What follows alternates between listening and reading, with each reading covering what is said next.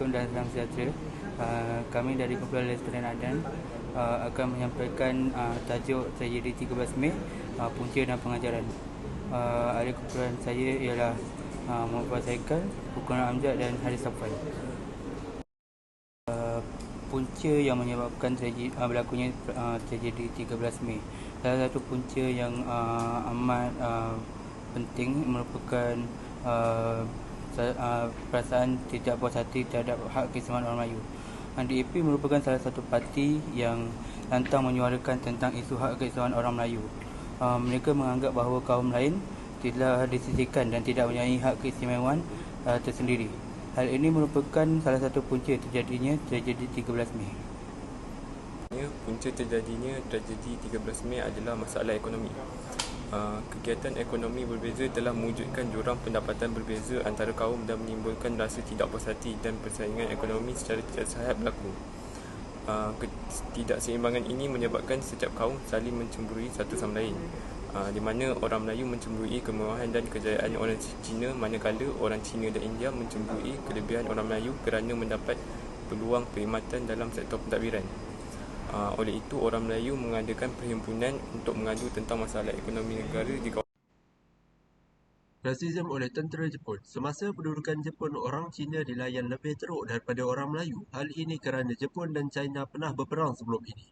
Orang Cina dipaksa membayar cukai kepada Jepun yang menyebabkan mereka menjadi mangsa kepada pembunuhan dan penghamban. Rasisme ini telah membangkitkan permusuhan antara orang Melayu dan Cina. Terdapat beberapa pengajaran yang boleh kita ambil ke atas tragedi 13 Mei. Salah satunya ialah perpaduan nasional.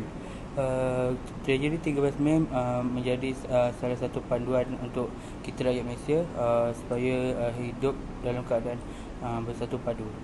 Kita perlulah sentiasa mempunyai kesedaran untuk hidup dalam keadaan menghormati, betul ansur, bertoleransi, supaya antara semua kaum, supaya tidak terjadinya peristiwa 13 Mei sekali lagi. Seterusnya, pengajaran yang kita boleh ambil daripada tragedi 13 Mei adalah keadilan ekonomi. Tragedi 13 Mei juga menunjukkan bahawa matlamat kepaduan masyarakat sukar dicapai jika masyarakat Malaysia berada dalam kemiskinan. Ianya menjadi lebih sukar kerana majoriti kadar kemiskinan penduduk itu hanya berlaku pada satu kaum, iaitu kaum Melayu.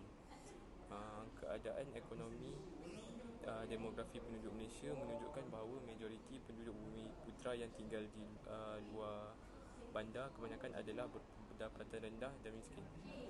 Kemiskinan ini hanya akan menjadi isu di dalam masyarakat Malaysia, khususnya masyarakat Bumi Putra, untuk mencapai keharmonian hidup. Memberi keuntungan kepada musuh-musuh negara.